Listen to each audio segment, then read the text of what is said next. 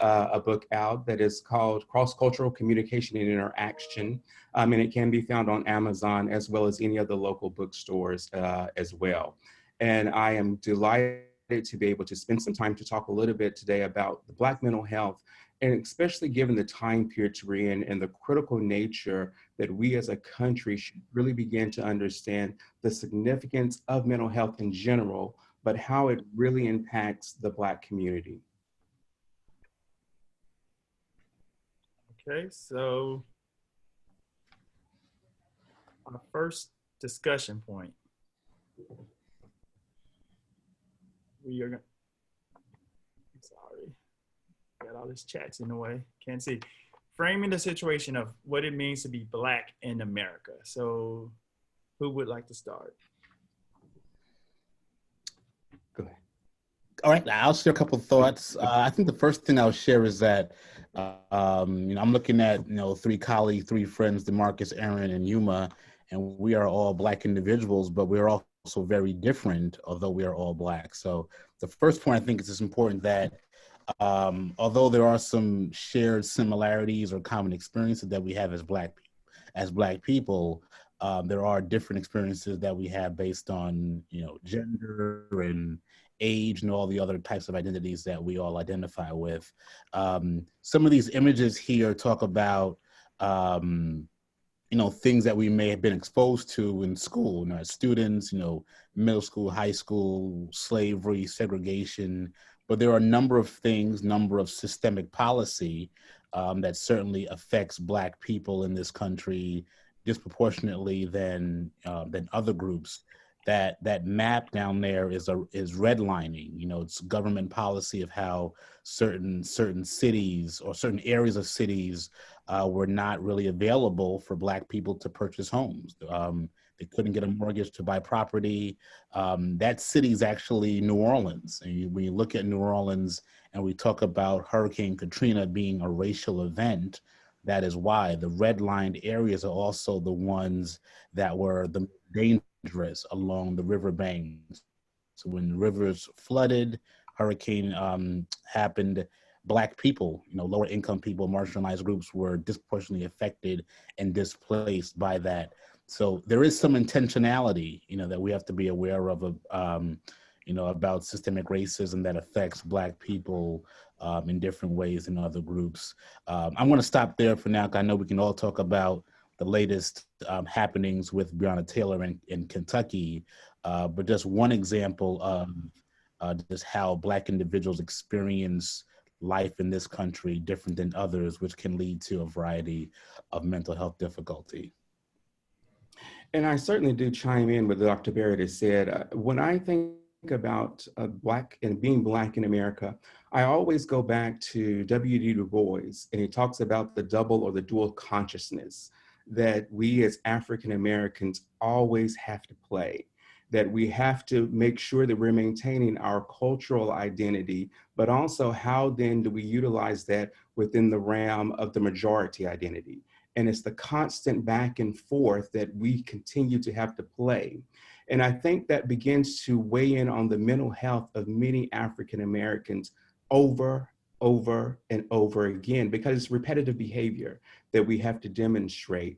And we fail to understand the amount of microaggressions that come through that and how it begins to weaken both our mental health as well as it also compromises physical health. And we'll talk a little bit later, I think, about how the mental and the physical certainly do work together in tandem, but also how when they're separated, it leads to different pathways, in particular for African Americans compared to other ethnic identities that are out there. So that's something that always comes to mind, is that double or dual consciousness that we tend to see to play out.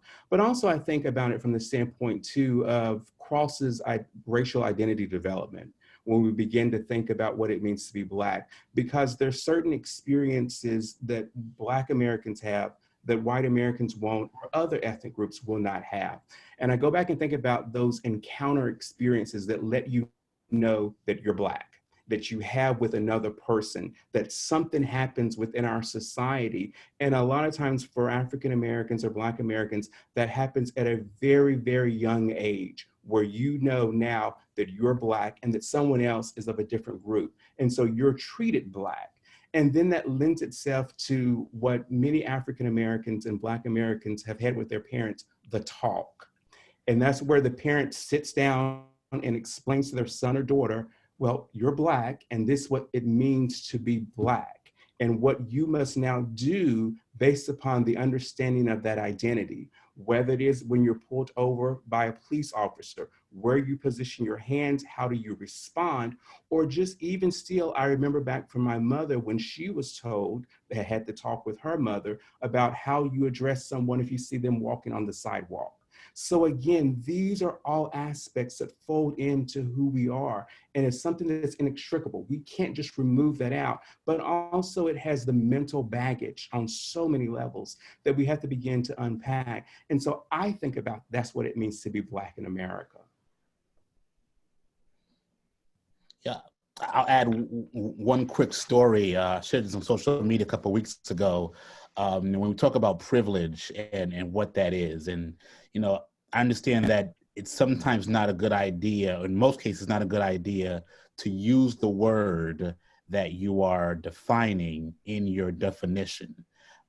When I think about privilege, privilege really is the ability to not think about privilege. Mm-hmm. So the story was my wife and I had some work done at the house, and we were kind of getting different contractors to bid on the work.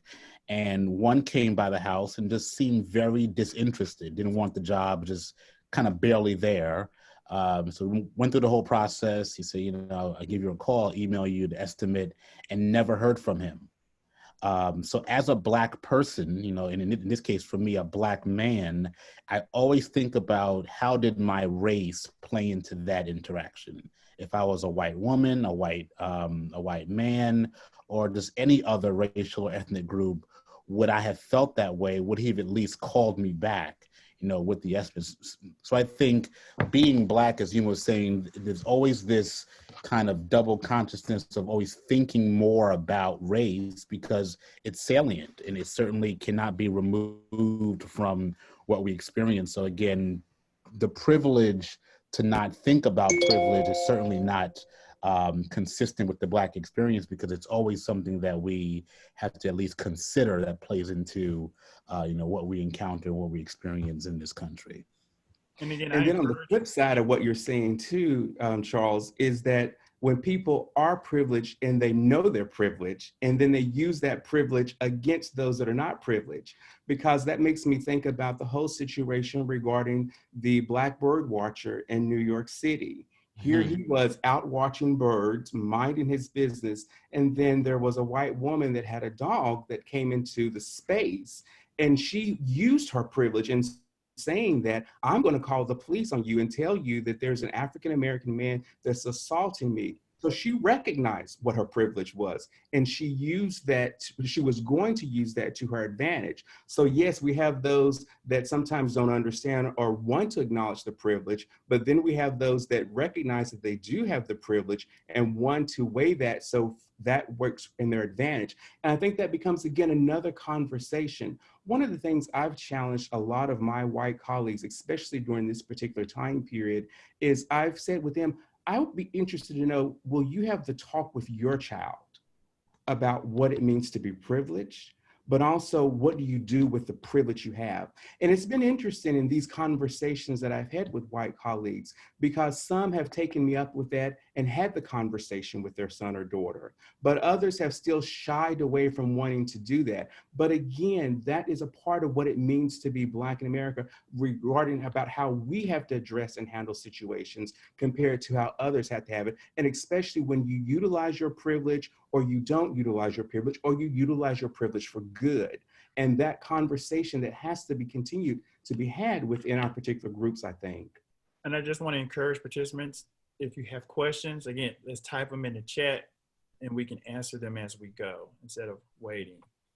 I do want to chime in a point or maybe a question to our speakers, that does being Black in America mean that you are an American, or are you an African American or a Jamaican American? Do we have to split ourselves? What do you think about that? Because when we're in our spaces, I don't think other groups, mainly white individuals, have to identify themselves by a country of origin or a continent of origin. Well, I think that is an interesting question for a couple of reasons, but for the primary reason, I'm always fascinated when people talk about, and especially now, given the time period, we're in a political season, and what it means to be American. And this is an American value. The last time I looked, we live in North America.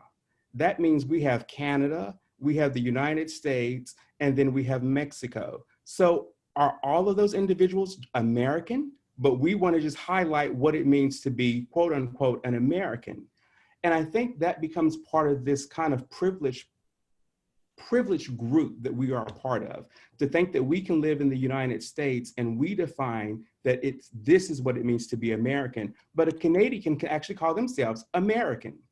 A Mexican can actually call themselves American because we live on the continent of North America. So where does the elitism come from us then to saying that if we do say we're African American, European American, or such, we still have this belief system that an American is something that is going to be better than other people. And I think that lends itself then in the delineation of looking at different ethnic groups, from being African American, European American, Mexican American, Asian American, and so forth, to try to hold on some semblance of what their ethnic identity is. While American, we are this type of American. So I think that is a conversation that becomes very interesting to me, because I think by virtue of us saying that we are American and thinking that we're the only ones that can lay claim to what it means to be American really supports an elitist aspect that we have within our country and our society. Mm-hmm. I would go ahead, DeMarcus. No, go ahead, Charles. I was going to say that, yeah, I certainly echo that, the privilege of being, having that stance, or having the ability to take that stance. I also think that it's a very interesting question, because I think it's so unique to each Black person. Some prefer Black, some prefer African American, some want to be kind of identified as their specific ethnic group. How I typically say it, my parents are West Indian, they are from Jamaica. I prefer Black. Black to me is not wrong. But if someone identified me as, Antiguan America or Barbadian American, that will be incorrect. So I think in the general sense that we are Black people, I prefer that. But I certainly do respect others that have different views on this. It actually leads me to just one quick point. In this current kind of vernacular that we're in, we're hearing a lot more about BIPOC, Black, Indigenous, people of color. And I think if we're not careful, that kind of zeitgeist term can actually water down the nuance and the differences between all of those groups. So Black is not Indigenous, and people of color is such a broad swath of who that could refer to. So I think when we say that, meaning minoritized groups, totally get it. But I do think whenever possible, we should be as intentional or specific about who we're referring to, because there are meaningful differences within that BIPOC community. And one more question. And just another, to piggyback off of that, I think it was interesting back in, I guess it was 2008, when President Obama won election, that I know so many Black and African Americans that said for the first time, I'm an American. And I thought that was interesting as how they identified more so because the president of the United States considered himself to be African American. Now that gave, for some reason, a license for Black and African Americans to say, well, I don't have to put African American or Black American, I'm now an American. So again, it does get back to, as Charles was talking about, that level of personalization that one may have for determining if indeed they are Black American, African American, or any other type of American. So one question that popped in, and if we can address this real quickly and then move on to our next point, dealt with the talk and the comment, Rick, that's great that you mentioned speaking with your white colleagues, because the question, shouldn't other folks have to have the talk to help them be more accountable of their privileges that they receive instead of just Black people doing the talk? I think that's exactly true, that it is incumbent upon people that are non-Black or African American having these same conversations with their children, if not other family members. And I think it does a disservice to all of us when that doesn't take place. And I think, again, what is shared within that talk with their children becomes critically important, because we all know that there is no prejudice or racist gene. It happens based upon the environment and the society, and how I like to look at it, the system in which that child is being raised in. And until that system changes, the people that are a part of it are not going to change. And so having that talk with your son or daughter or with whomever else that may be a part of the system becomes critically important. But it's also equally important is, what is the conversation that is being had during that talk, so that we really are addressing systemic and internalized problems, so that we can begin to weed those out. And one of the things that I do now with my faculty, and again, this is a part of the transitions based upon the summer, at every department meeting, we now do a social justice activity, because I'm becoming even more intentional about trying to work this through the systemic parts that we see within our institutions as well as within our society. And so every department meeting, we now do a social justice activity. And to get more people involved in this, I then put it on the faculty to lead that particular activity, because this is not going to be about me, a Black man, doing it. It's going to be about all of us, again, the system doing it, so that we can begin to impact change within each other and then hopefully within the university. I do want to move to our next question, and I have some questions in the chat that I will bring up, but I do want to move on to our next. Do you want to speak about this? Okay, so one of the things that I think is, particularly if we beginning to think about children and or younger people, is understanding a little bit about how adverse activities and experiences impact these particular children. And I want to go back and talk a little bit about the ACE study, which was done back in the mid 1990s. And while we look back and say, oh my God, that was 20 some years ago, it really still was an important study that began to set an understanding about experiences that children have and how those experiences are linked directly to the school environment, as well as how they see themselves from a self-esteem perspective. And what I liked about the study, it really surveyed a large group of middle class individuals, because a lot of times when we look at surveys or studies, we look at people that maybe have less access to things, or they may be perceived in a particular way. But when we address this from a middle class perspective, we really are looking at what we think is the larger swath of our country as a whole. And so you can advance to the next slide. And so it really examined the lifespan of children and then what became of these particular individuals. And it looked at and determined 10 particular experiences that children had that would have some type of an affect on them: physical abuse, sexual abuse, emotional abuse, physical neglect, emotional neglect, mental illness, which is what we're talking about today, substance abuse, domestic violence, parental separation and divorce, and then incarceration. And those last particular areas, parental separation and divorce and incarceration, there seems to be a lot of that that comes across, we think, within lower SES individuals from that particular perspective. And so you can advance to the next slide. And as a result of this is what, and I'm going to talk about this in a second, but this is what they begin to find out were the prevalent issues in households: alcohol abuse or drug abuse on some level, mental illness, again, what we're addressing today, an abused parent, in particular the mother, drug abuse, and criminal behavior. But then also down there, sexual childhood abuse became a prevalent aspect that we were seeing, that they saw within that particular experiences. But what becomes important about these experiences is that they turn into trauma for the individuals. And they're trying now to work through the trauma of these particular experiences.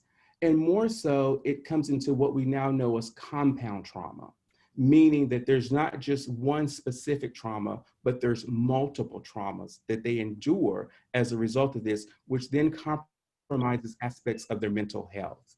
And you can move to the next slide.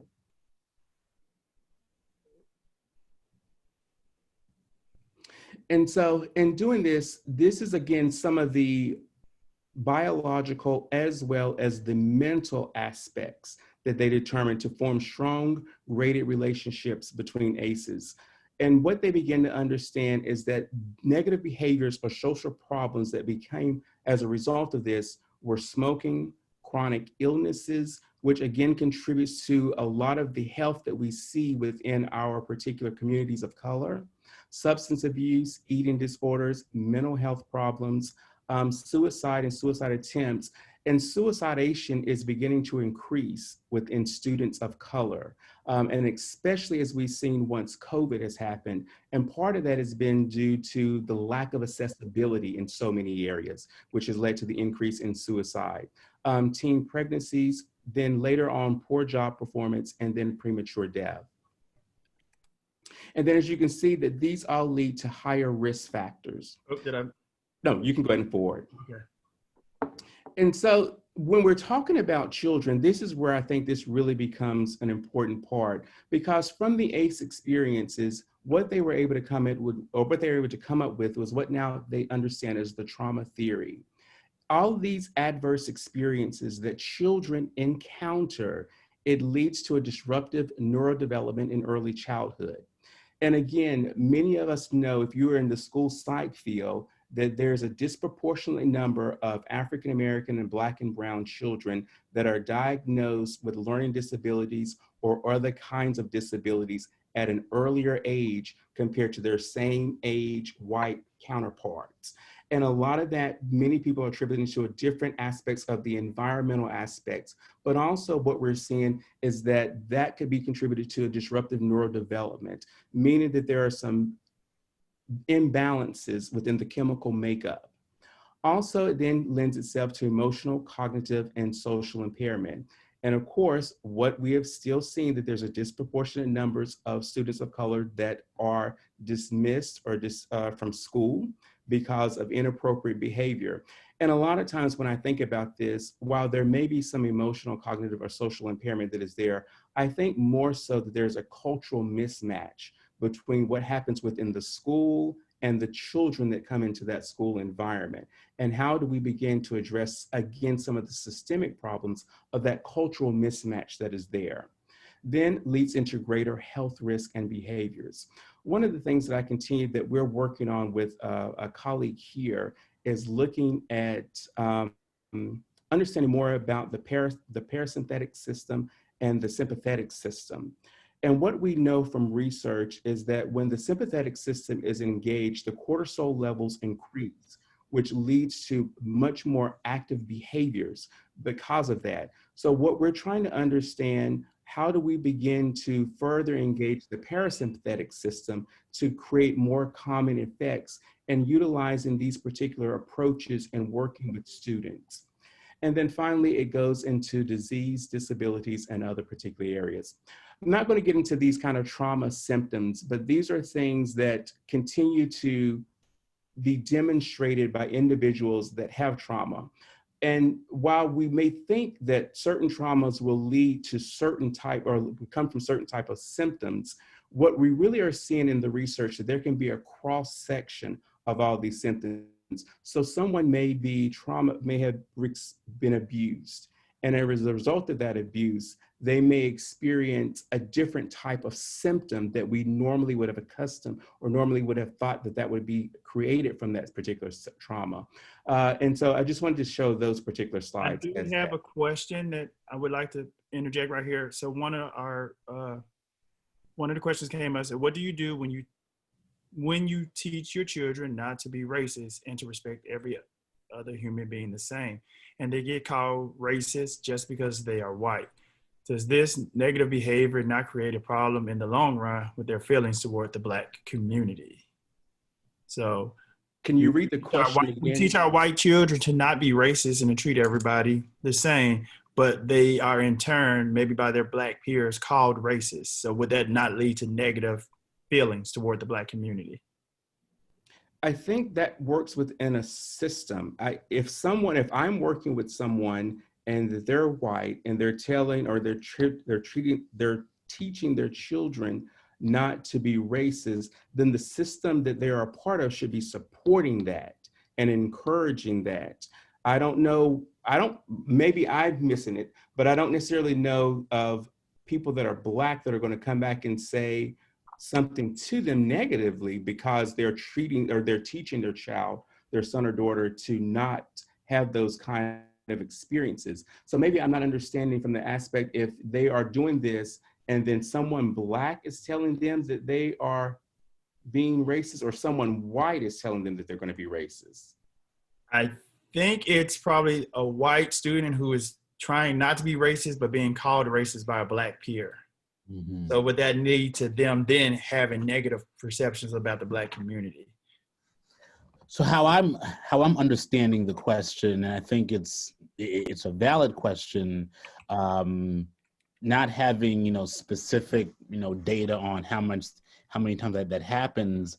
My assumption would be that that's probably the exception than the norm. I'm not saying that it doesn't happen at all, but could a Black student, for a variety of reasons, assume that just because you are white, that you are racist? That could happen, but I do think that that is more the exception than the norm.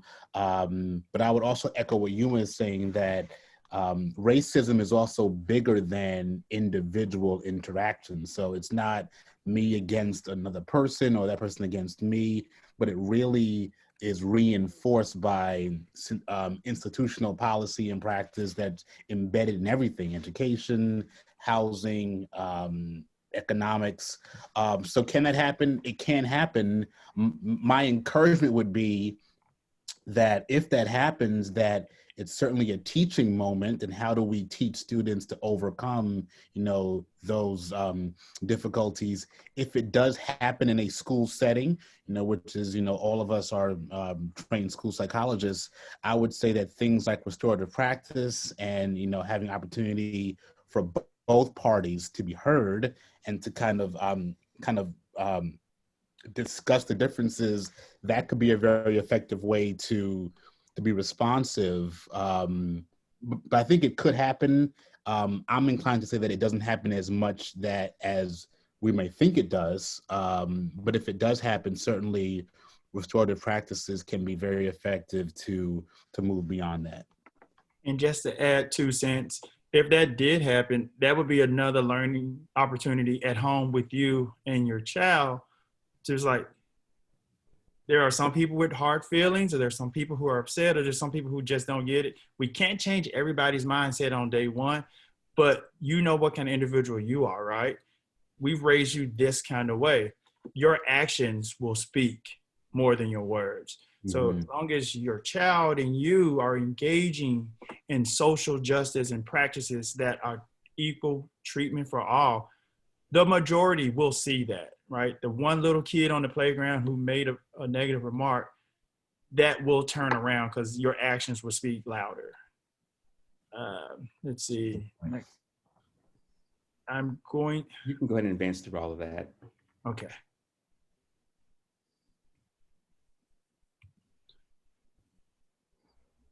So these slides is just a reminder, again, especially we're at this very unique time in history. Kids have been home, social media, maybe more, this media exposure since March with kind of the effects of COVID and school closures. So I think that as we have returned to school in the last month or so, it's irresponsible of educators, school psychologists, counselors, teachers, administrators to ignore the reality of what young people have been exposed to. So I think especially for adolescents, middle school, high school, these are things that they've heard. They may be very supportive of. That top part of the slide is hyperlinked. If you want to check that out, for yourselves. Whenever I talk about Black Lives Matter, it's never meant to talk about the political platform of Black Lives Matter, but it's meant to highlight the reality that Black Lives Matter as an idea is valid.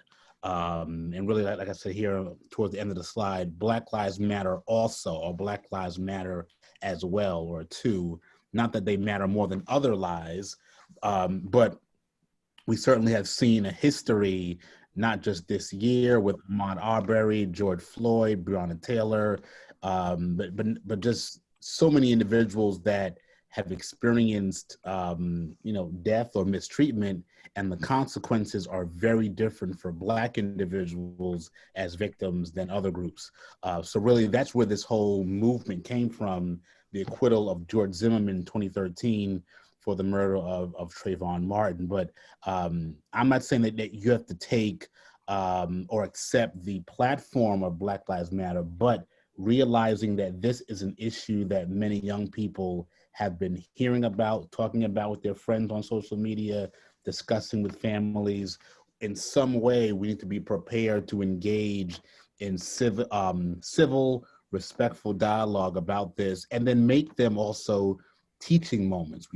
We connect this to civics and U.S. history and the Constitution. There are ways to really intertwine these ideas to the curriculum, so it's, again, more meaningful for students. That's just my take on, when we think about the whole child, it's really incorporating the realities of what children are thinking about, dealing with, and how schools and mental health providers can be responsive to that. That's another indication, or another way to really value and respect people.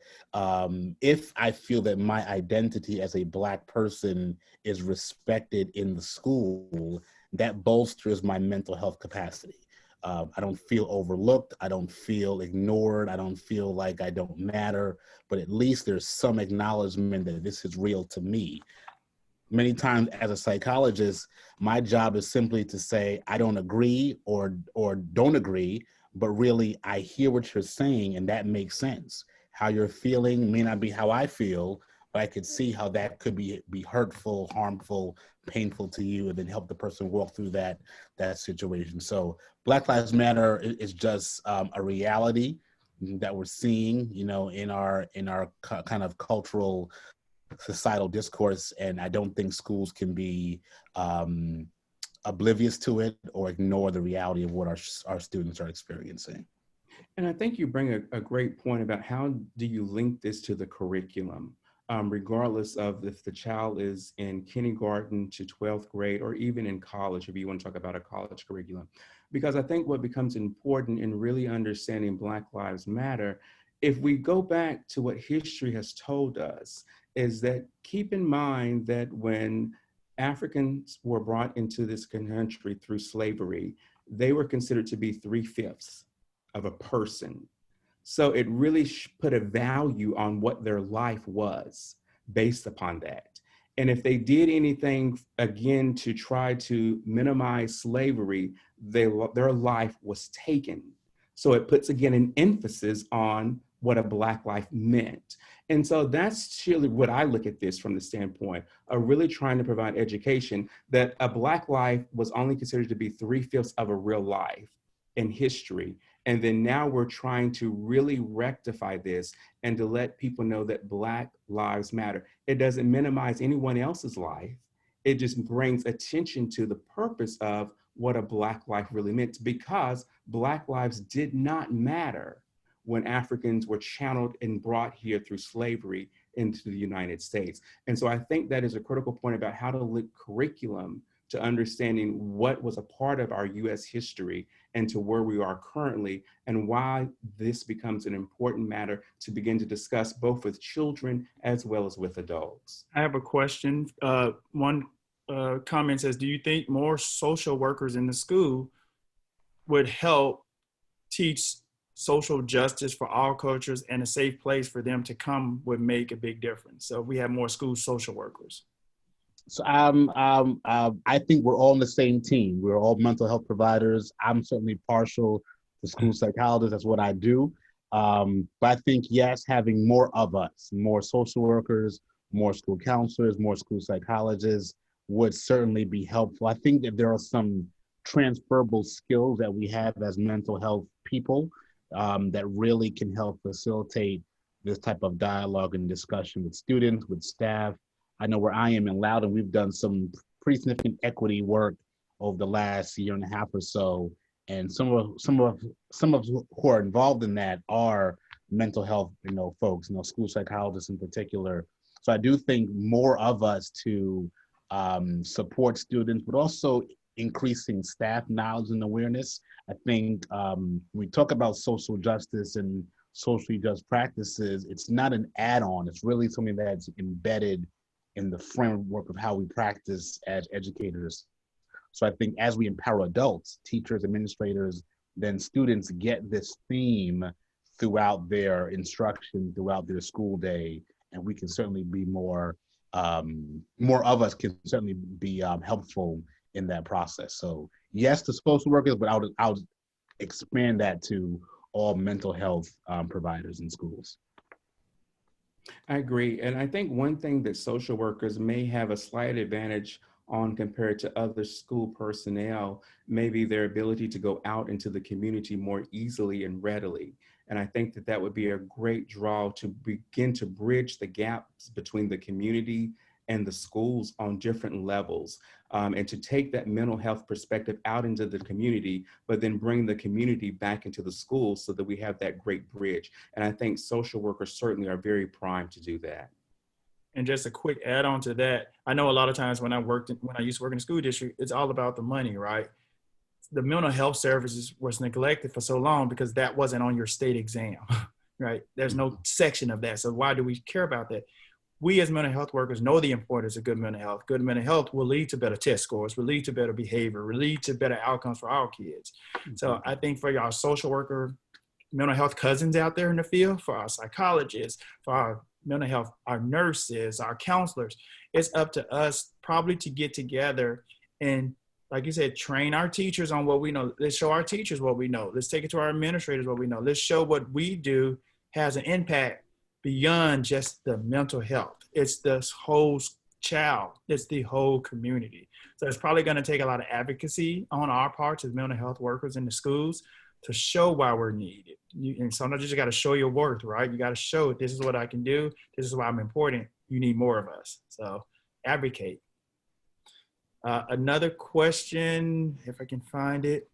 Should we be teaching our children at a young age what racism is, or wait until they encounter a certain situation to explain what has happened? If so, how should we encounter this situation?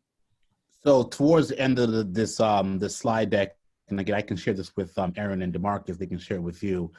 There are some ideas about engaging in discussions about race in ways that are developmentally appropriate for your children. I think parents, if that's the intent of the question, or families, but even, again, teachers, educators, through relationship with young people, that is one of the best ways to really engage in these discussions. I'm careful to say that we don't explore the topic until something happens, because that, in some ways, I'm not saying that it is the intent, but in some ways that sounds like if I don't talk about it, it's not happening or it's not real. And whether we address it or not, I think that kids are experiencing it. They acknowledge race even, from very young ages. So I think in order to shape healthy ways of talking about race and racism, that is the role of adults in a child's life, to really expose them to more balanced thinking, responsible thinking, equitable thinking, socially just thinking. Because if we don't, someone else will take that opportunity and lead them down a path that may not be as beneficial. So I would say, yes, it's a proactive discussion that we have with all children. Whether we talk about it or not, it's on their minds in some way, maybe more salient to students of color, Black students, Latinx students, Asian students, because of the reality of where they live. But I would certainly be a proponent of engaging in, again, ways that are appropriate to their developmental understanding about race and racism. Yes, Dr. Harper.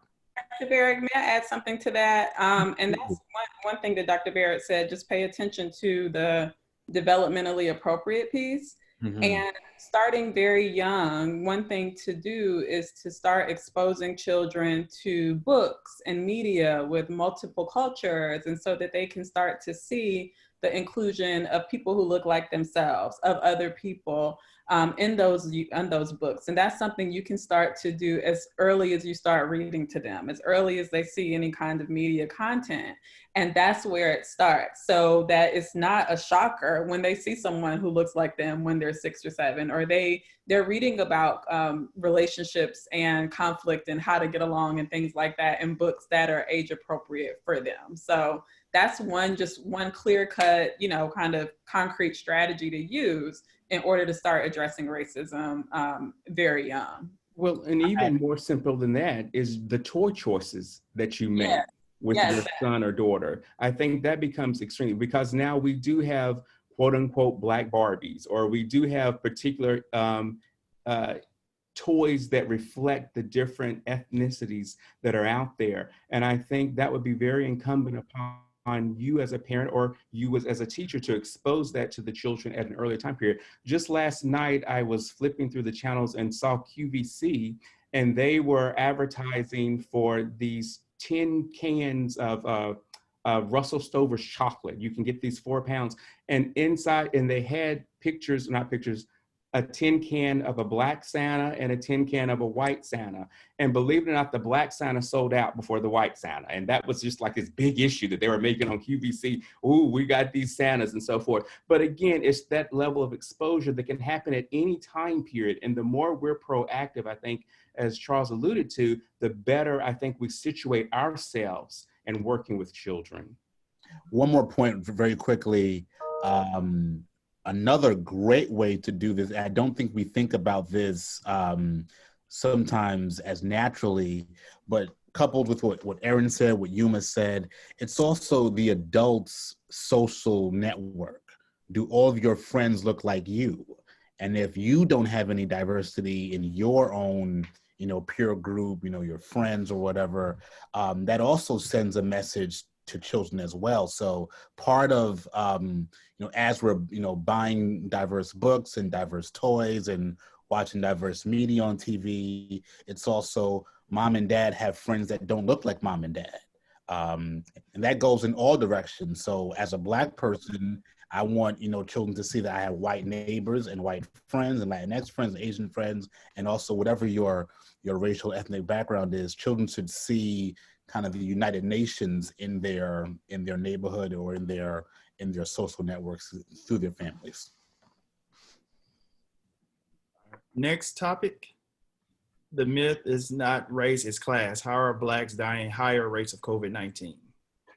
Just real quick, and I want you to chime in as well. So if you go back once, these are both, again, hyperlinked articles. The myth of race and class, a lot of us have heard, it's not race, it's class, meaning it's not being Black or white or Asian, it's money, it's SES.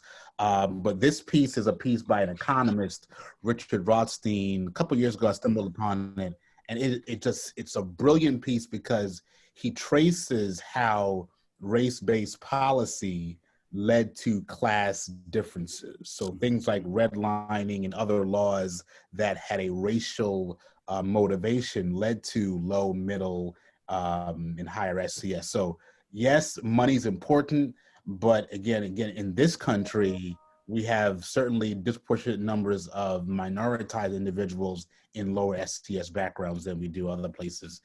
So race is such a central construct to understanding SCS and other outcomes for people. And then that bottom one, near me in Metro DC, there's a community, PG County, Prince George's County in Maryland, which does have a large number of affluent middle class, upper middle class Black individuals.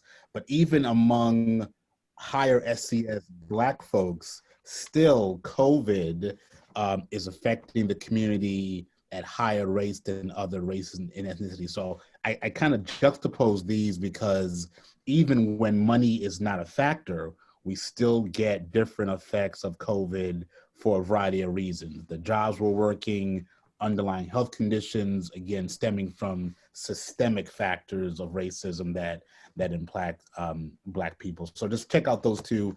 I think the bottom one's a short article or a video interview with a, but yeah. Still. I was going to ask a question. Several people are asking if they can get this PowerPoint.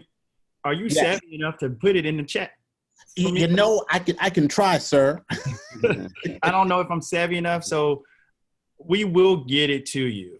I will try right now. And while Charles is trying, I think it is interesting when we think about African Americans and Blacks that are dying at the higher rates, because as he alluded to, the whole aspect of the jobs that a lot of times African Americans and Black people may have.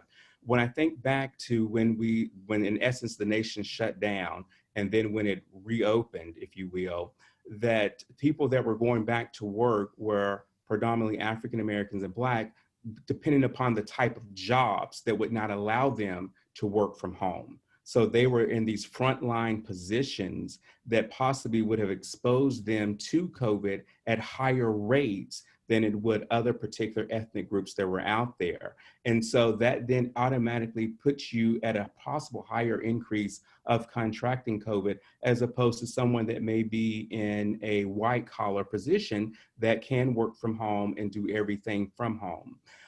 And then we see also the whole access to testing. While there may be free testing, some places promoted free testing, but it truly wasn't free testing. And then when people were tested, they then would get bills, or that would prevent some people from going to get tested because of the lack of insurance and health care that they had access to, or just not being able to physically go to where the testing sites were. So if they had COVID, they likely kept COVID. And then as a result of being in maybe tight-knit communities or households, they would then possibly could spread that to other particular individuals who already had underlying health conditions.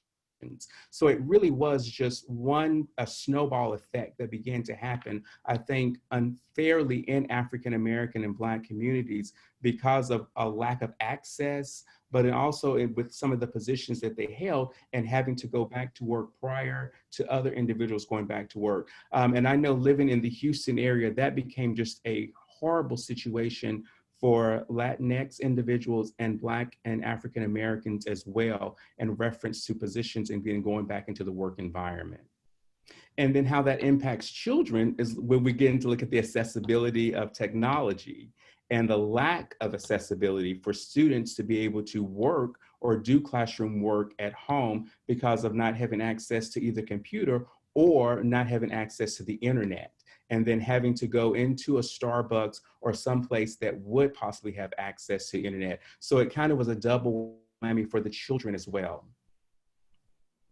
And just real quick with the mental health issues related to COVID, there are a lot of African-American, Black, probably Latinx individuals who have, I'm gonna just use the word distrust of our healthcare system sometimes. I'm a little cynical of myself. Had a visit with my doctor and we talked about the vaccine. I said, I personally said, I don't know if I'm gonna get a vaccine. And she said, well, why do a lot of my patients say that? And I asked her, are a lot of your patients Black like me? And yeah. And I said, well, Tuskegee wasn't that long ago. And she said, well, yeah, it was really a while ago. I said, no, my grandmother can tell you it wasn't that long ago. So, I mean, there's been issues of mistrust, probably warranted in our community. And we see that and when I say that, because we see that in our schools every day with our kiddos, with issues of why don't they have their glasses? Why don't they go to the doctor for their medication? Why don't they this, that, or the other? It may be a lack of access, one, and it may be a lack of trust, two. And so a lot of our kids who have medical problems or issues that could be addressed if they went to the doctor may go undiagnosed, may go unchecked, because if you're an undocumented person, you may not want to take your kid to the doctor. You don't want to get asked a bunch of questions. So there's just a lot of things in our communities that may prevent our kids from seeking out the care that they need. And us as teachers or mental health professionals or folks who work with kids have to kind of consider that. It's not just that, oh, go to the doctor. I mean, as a school psychologist in the school, they was like, oh, just take your kid to the doctor to get their medication. it's not always that easy just to go take your kid to the doctor. Mm-hmm. I think it's a great point that DeMarcus raises, and I think it highlights the importance of not assuming deficit thinking about families. Some families are well capable, well able as far as resources and insurance. So it's not that they can't, it's more of I don't trust the system that has been established and has taken advantage of too many of people who look like me for too long. So I think that's a great way to highlight that difference. Mental health in the Black community. This is a point, and I want to ask a question before we actually get started speaking. One person, are there any resources in addition to teaching tolerance that the panel would recommend high school students have? Well, that we would recommend. High school students have stated they don't want to watch a TED Talk, and finding engaging videos or lessons has been difficult. So in the back, how do we provide additional resources to help teach tolerance or for older students, not just younger students? So I'm going to plug the National Association of School Psychologists. I want to put that in the chat as well, nasponline.org. There's a social justice landing page that has a number of great resources for young people. I've shared them with high school students, middle school students. There's some lesson plans, activities that can really be quite effective, quite beneficial. So I'll put that in the chat. I know DeMarcus put the website in there. And I'll also throw in the chat these slides. It's a Dropbox link that'll take you there. But I do think Teaching Tolerance is a great website. I've used their things a lot. If I can find it quickly, I can also share something else in chat. But let me get these slides in there for you in a few seconds. Yeah, and I was going to say the Teaching Tolerance page as well, that they do have a lot of activities that expand, I think, all of school ages that can be engaging for students as well as for teachers as well. And a lot of their products are free that they will actually ship to you that you can utilize within classroom space, or if you're parents that you can use at home too. What was the name of that? Teachingtolerance.org. I'll put that in the chat for everybody.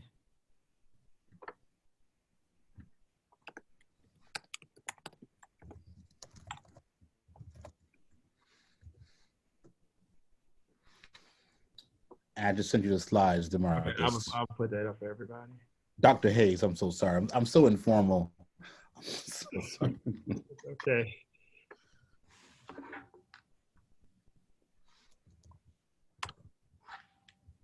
All right, I just sent the Dropbox link so all of you all can have access to the slides. Thank you. So one question as we get started in discussion about mental health in the Black community, and it's popped up a couple of times already. People want us to talk about how do we overcome the stigma for mental health issues in the Black community. Mental health help can't always be found in the church, although that can be a good resource, but there's other places for that. So as we begin our discussion, that's a big comment that's been coming up. How do we overcome that stigma? I think one thing is certainly, I found that it's not always what people are saying, it's who is saying it. So I think one way to address these, I want to say misconceptions, and that's not meant to be critical. I do think there are misconceptions about what mental health is, but I think if you only get that information from a provider who does not look like you, people may be less likely to believe it. So I think one of the things that, again, school psychologists have been working on intentionally is really expanding the diversity of the field, of the profession. And when I'm talking to a Black family about the importance of mental health, they may, not always, they may be more inclined to be a bit more receptive.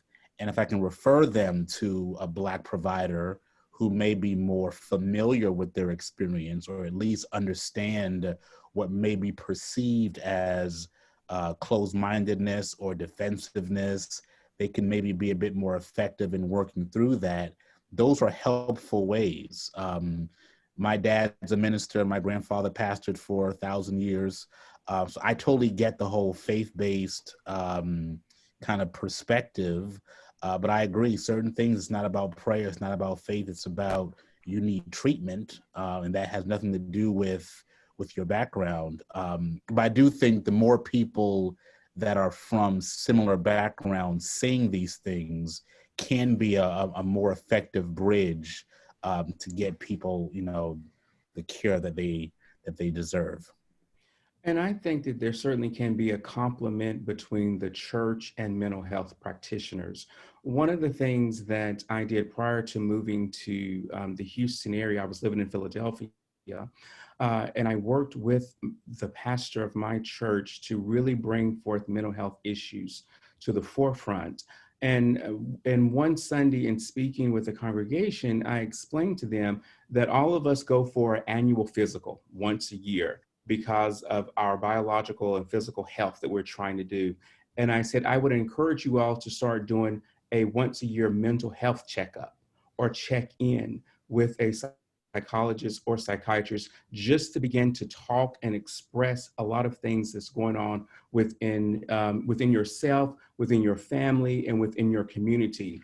And broadening that and understanding how the Black church or the Black community can also be supportive. Again, I really am about systems and how we look at the system of the church and the significance of the system of the church and how that can be impactful and how it looks at mental health. And then in turn, how the members or the parishioners can now be impactful and saying that they want to seek mental health. And I kid you not, probably within the next few weeks after having that conversation in church, my number exploded in reference to people just wanting to find someone to talk to, and reference to also going with other mental health practitioners throughout the area. So I think that is one of the conversations that can have. And then two, we've got to demystify this aspect. If I have a mental illness, something is wrong with me. That's just not true. And we've got to really unpack that because someone has a mental illness, that they can't have a regular, normal, whatever you want to call it, type of life. And that doesn't minimize anything about you. If Michelle Obama can come out and say that she's had many bouts of depressions over the last couple of years of what we've seen with our society, guess what? All of us probably has had some bout of depression at some point of our lifetime, but we still are able to manifest goodness from this. And I think that becomes very important, that we recognize that it's okay to get help, and it's okay to understand that you may have a mental illness, that does not eliminate you from being a productive member of society. On the very first slide, I was going to underscore something that Yuma said. On the very first slide that had images of slavery, Jim Crow, redlining, and Breonna Taylor, when Yuma said that because people may have mental health difficulty, it doesn't mean that there's something wrong with them. That is such an important point, and I want to underscore it by saying that some of the difficulty that people experience, people of color, Black people, is really a function of racism. And racism is not the fault of people in minoritized positions. It's no one's fault, it's a systemic issue.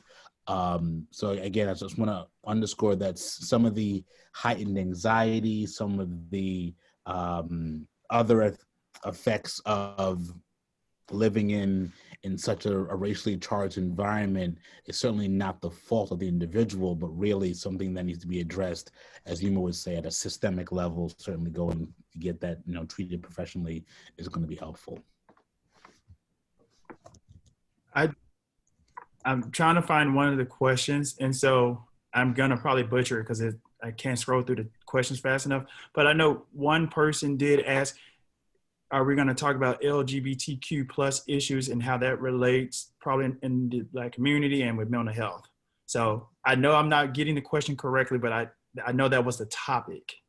Well, I think that's important. I think back when we were talking about Black Lives Matter, I was going to interject the LGBTQ population in there, but there were just other things that were going on because, again, that is another aspect to this whole Black Lives Matter, because LGBTQI have not necessarily been included in the Black Lives Matter movement, even though 2 out of the 3 individuals that started it are lesbians.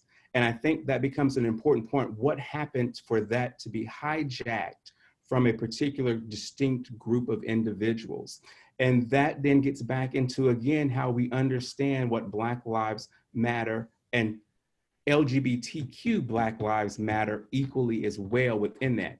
And it drew my attention to back when the movement, as far as the marches were going on, there was a situation, and I can't remember if it was in Houston or if it was in another metropolitan area, where there was a trans man, or trans woman, excuse me, that was marching. And once a group of young men found out that this was a trans woman, they then began to attack her in the middle of a Black Lives Movement march. And that began to create now this conversation about how our Black GLBTQ are part of this particular movement, because their life in the Black Lives Matter movement matters as well. And I think that's, again, something that we have to become very much understanding about. Where do we look at individual differences within the Black Lives Matter movement and how we have ostracized or how we have pushed aside, because that then has ripple effects on the mental health of those particular individuals, of wanting to be a part of a larger group, but yet they are now experiencing intra-racist aspects of being a part or being marginalized within that particular group. And that then impacts the mental health also of the Black GLBTQ.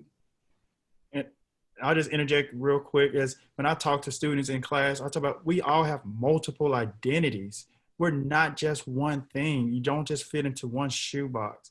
And I think that has been a big issue in our Black community, how we have probably sidelined our LGBTQI brothers and sisters because of differences. And like Yuma just said, we all are part of the big umbrella. And the same way I look at special ed when I work with kids, special ed is the big umbrella, but under that, there's so many different areas. Why can't we have that same viewpoint when we talk about mental health for not just the Black community, but for all of us? Because I'm not from Jamaica like Charles's parents. We have some differences there, but that doesn't mean we can't still fit under the same umbrella. Right. So that highlights the slide that you have before us as far as looking at intersectionality and how we want to pull out one particular thing. But guess what? When we pull one, we're pulling others.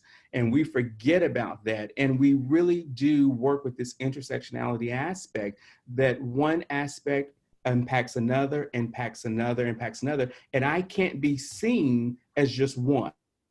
I have to be seen as the totality of who I am, and making sure we're giving respect to all of those particular intersectionalities, which again, sometimes we want to pick and choose to support a particular aspect or to highlight or emphasize. And I think it's really interesting right now, the time period where we've now seen 2 white women who have identified as being Black at universities. And then now they've come out and said, no, we were white, but we were perpetrating being Black. And again, it's just fascinating, because that's a whole nother presentation to have in reference to white people actually co-opting and taking away to want to be Black and then benefiting from that. But then a person who's Black can't benefit from being Black. It's just really an interesting conversation to be had as it relates to those dynamics that we're now seeing. But it gets back to the whole intersectionality of it. And we actually are almost out of time. I want to get to this one more question at least. I'm a white female and I'm a high school counselor. My school is 42% white, 19% Black, 30% Hispanic, 8% other or multiracial. Wow, I like that high school. Okay, it's diverse. There are more Black and brown students enrolled than white students. Historically, our school is in a very white rural area, and the school board and administration team seem to still operate under the old paradigm here on campus. However, the resistance I meet when I offer to promote diversity and inclusion activities, events, clubs, etc., is also disheartening. How do I combat the apathy of other white people who don't see the urgency? Whew, big question. Big questions. I would offer a couple things, because I get to put this question a lot. I want to go back to what Yuma has said throughout the session. This is a systems issue and a systems framing. So I think the best way to do that is to build coalition. You have to work with other people of different races, different positions. So some teachers, some families, some parents, some administrators, and really all of you together, kind of making the case of why we have to change how we approach what we're doing.